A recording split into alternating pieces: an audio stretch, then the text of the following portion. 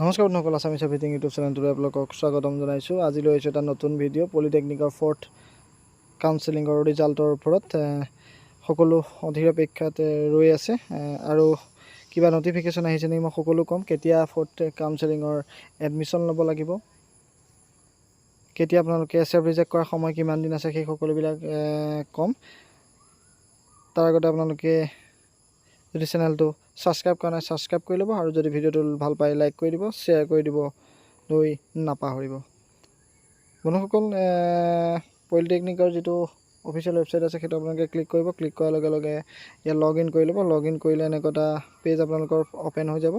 ইয়াত মই এটা কথা কওঁ যে আপোনালোকৰ যিটো 4th কাউন্সেলিঙৰ ৰিজাল্ট এতিয়ালৈকে অহা নাই। মই ভিডিঅ'টো দিয়ালৈকে হয়তো আহি যাব, আপোনালোকে চেক কৰক। আপোনালোকৰ যেতিয়া 4th কাউন্সেলিঙৰ ৰিজাল্ট আহিব তেতিয়া ইয়াৰ ব্লেংক হৈ যিডোখৰ অপশ্যন আছে দেখিছেনে, তাত আপোনালোকৰ গ্ৰীণ কালাৰত এটা অপশ্যন আহিব, ভিউ চিট এলটমেণ্ট। তাত আপোনালোকে ক্লিক কৰিলে SF ৰিজেক্ট কৰিব পাৰিব।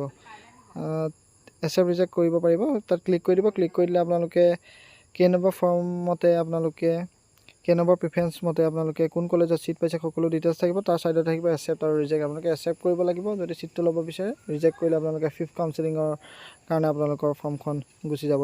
আৰু মোৰ মতে 5th কাউন্সেলিঙত খুব কম সংখ্যক লোকে ছিট পাব, কিন্তু অলৰেডি পলিটেকনিকবিলাকত ছিটসমূহ খালী হৈ থকা নাই আৰু এডমিশ্যন লৈ প্ৰায় সমাপ্ত হৈ গৈছে। গতিকে 5th কাউন্সেলিঙলৈ খুব কমেই ছিট আছে। গতিকে আপোনালোকে যদি ছিটটো পাইছে তেতিয়াহ'লে একচেপ্ট কৰি দিয়াটো মোৰ মতে ভাল বুলি মই ভাবোঁ। আৰু আপোনালোকে আজি আহিবই 4th কাউন্সেলিঙৰ যি ৰিজাল্ট আজি আহিবই 24 আগষ্ট, যিটো সময়মতে কৰি আছে পলিটেকনিকে, আজিও খেলি মেলি নকৰি আহি যাব।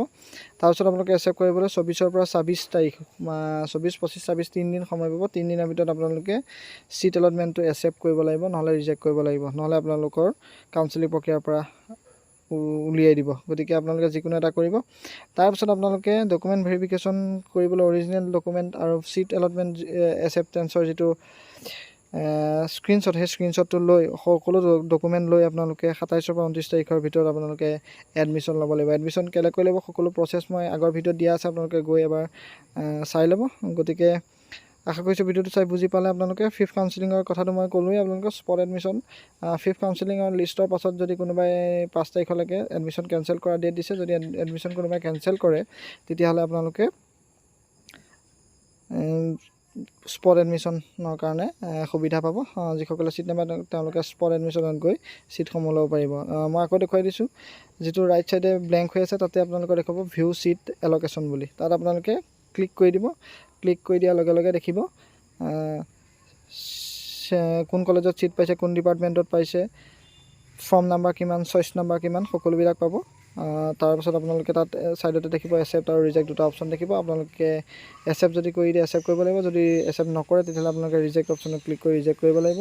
তেতিয়া আপোনালোকৰ প্ৰচেছটো 5th কাউন্সেলিঙলৈ গুচি যাব। কিন্তু মই আপোনালোকক কওঁ, আপোনালোকে পাৰিলে ভাবি চিন্তি একচেপ্ট কৰিবলৈ চেষ্টা কৰক। আৰু 5th কাউন্সেলিঙৰ বিষয়ে বিশেষ জানিবলৈ আপোনালোকে কলেজৰ লগত যোগাযোগ কৰি ল'ব, আৰু স্পট এডমিশ্যনৰ কাৰণে আপোনালোকে কলেজৰ লগত যোগাযোগ কৰি লোৱাটো ভাল বুলি মই ভাবোঁ। গতিকে বন্ধুসকল, আজিলৈ ধন্যবাদ। যদি ইনফৰমেশ্যনটো ভাল পালে, ভিডিঅ'টো লাইক কৰি দিব, শ্বেয়াৰ কৰি দিব, আৰু যদি চেনেলটো এতিয়ালৈকে ছাবস্ক্ৰাইব কৰা নাই ছাবস্ক্ৰাইব কৰি দিওঁ। ধন্যবাদ।